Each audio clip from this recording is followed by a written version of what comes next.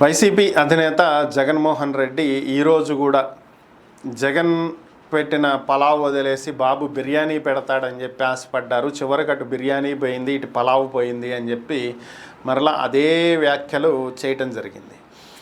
So ఏదైతే ప్రస్తుతం రైతు భరోసా రావట్లేదు, అలాగే అమ్మఒడి రావట్లేదు, విద్యా కానుక లేదు, విద్యా దీవెన లేదు, వసతి దీవెన లేదు, క్రాప్ ఇన్సూరెన్స్ లేదు, వాహన మిత్ర లేదు, ఇలా ప్రతి అంశాన్ని కూడా ప్రజలు క్షుణ్ణంగా పరిశీలిస్తున్నారు. ఈ పార్టీకి జగన్ ఉంటే ఇవన్నీ వచ్చేవి అని చెప్పి మాట్లాడుకుంటున్నారు. చంద్రబాబు నాయుడు ఎన్నికల్లో ఇచ్చినటువంటి హామీలను పక్కన పెట్టి తాను మోసం చేస్తున్నాడు, ప్రజలను హామీలను అమలు చెయ్యట్లేదు, అధికారం కోసమే ఇలాంటి అలవి కానటువంటి హామీలు ఇచ్చాడే తప్ప అమలు చేసేటువంటి ఉద్దేశం చంద్రబాబుకి లేదు అంటూ జగన్మోహన్ రెడ్డి మరొకసారి వ్యాఖ్యలు చేయడం జరిగింది. ఓవరాల్గా ఇక్కడ ఒక విషయం ఏంటి అంటే, అసలు జగన్మోహన్ రెడ్డి గారు ఎందుకు ఓడిపోయారు అనేటువంటి అంశాన్ని ఒకసారి పరిశీలించుకోవాలి.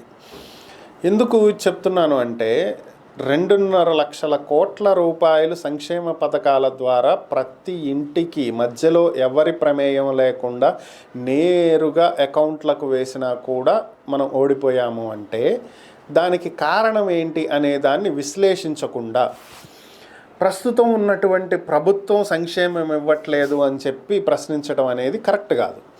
అంటే సంక్షేమాలు ఇవ్వటం వల్లే మనం ఓడిపోయామా అని చెప్పి మాట్లాడుకుంటే అది కూడా కరెక్ట్ కాదు.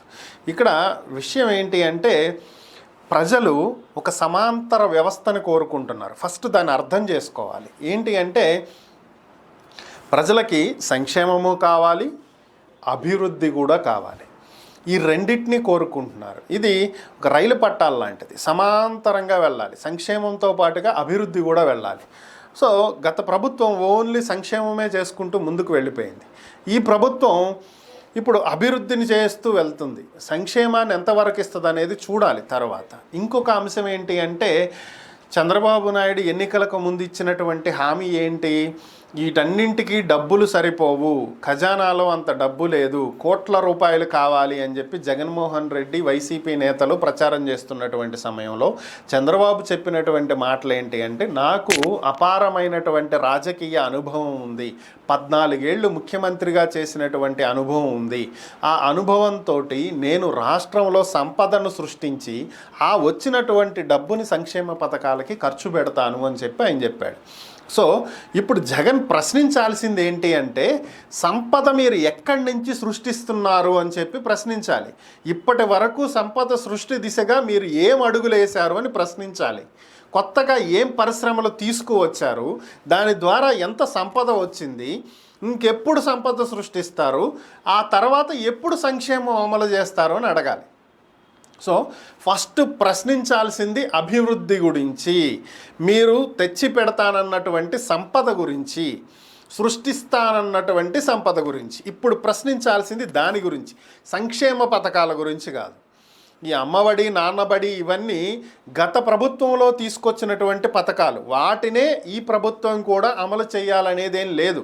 గత ప్రభుత్వ విధానాలను ఈ ప్రభుత్వం కంటిన్యూ చెయ్యాలి అనేటువంటి రూల్ ఎక్కడా లేదు. అదే ఉండింటే 2014-19 మధ్యలో ప్రభుత్వం తీసుకున్నటువంటి నిర్ణయాలను 2019 తర్వాత జగన్మోహన్ రెడ్డి అమలు చేసి ఉండాలి కదా, చెయ్యలేదు కదా. సో ఇక్కడ జగన్ ప్రశ్నించాల్సింది వదిలేసి అనవసరమైన విషయాలను ప్రశ్నిస్తున్నారు. ఇప్పుడు ఆ సంక్షేమం అందట్లేదు, ఈ సంక్షేమం అందట్లేదు, ఇది చెయ్యలేదు, అది చేయలేదు, ఇది కాదు కావాల్సింది. ప్రస్తుతం ప్రభుత్వ విధానాలలో తప్పుంటే ప్రశ్నించాలి. సంపద సృష్టిస్తామన్నారు, ఆ దిశగా అడుగులు వెయ్యట్లేదు, దానికి ప్రశ్నించాలి తప్ప అది ఇవ్వలేదు ఇది ఇవ్వలేదంటే, ఇప్పుడు అవన్నీ ఇచ్చేలా ఉంటే, ప్రజలు తీసుకునేలా ఉంటే మీ ప్రభుత్వాన్నే ఉంచేవాళ్ళు కదా. ప్రభుత్వాన్ని మార్చి వేరొకళ్ళు ఆ సీట్లో ఎందుకు కూర్చోబెడతారు? మాకు ఇవి కాదు కావాల్సింది, ఇంకేదో కావాలని ప్రజలు ఆశించారు కాబట్టి మీ ప్రభుత్వం మారింది. ఇంకా ఆ విషయాన్ని జగన్ తెలుసుకోకపోవటమే ఆశ్చర్యంగా ఉన్నటువంటి అంశం.